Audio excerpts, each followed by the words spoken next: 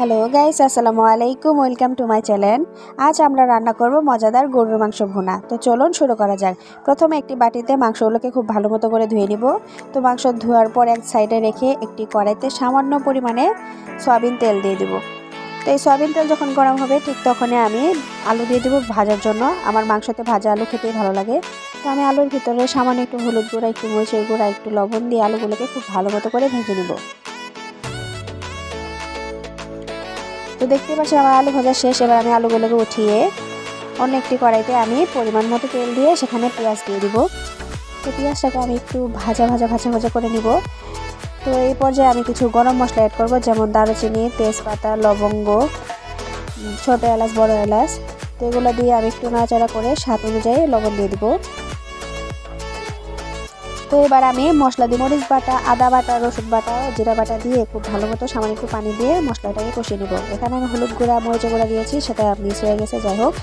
তো মশলাগুলোর থেকে যখন তেল বের হয়ে আসবে ঠিক তখনই আমি ধুয়ে রাখা মাংসগুলোকে দিয়ে দিব। তো এবার আমি মাংসগুলোর সঙ্গে মশলাগুলো খুব ভালো মতো মিশিয়ে নিব, যাতে মশলা ও মাংস খুব ভালো মতো একসঙ্গে মিশে যায়।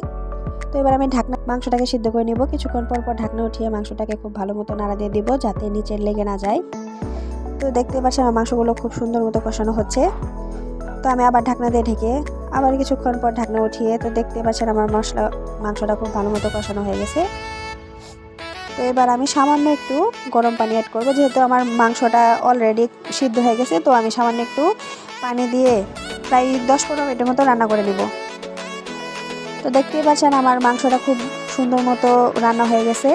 তো এখন আমি সামান্য একটু গরম মশলা গুঁড়া দিয়ে মাংসটাকে আর কিছুক্ষণ জাল দিয়ে নিব।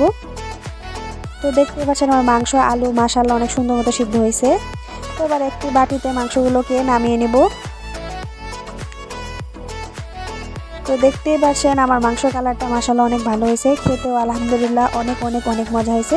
তো যদি ভিডিওটি আপনাদের ভালো লেগে থাকে আমার চ্যানেলটি সাবস্ক্রাইব করবেন, বেশি বেশি লাইক কমেন্ট শেয়ার করবেন। দেখা হবে পরের ভিডিওতে। আল্লাহ হাফেজ।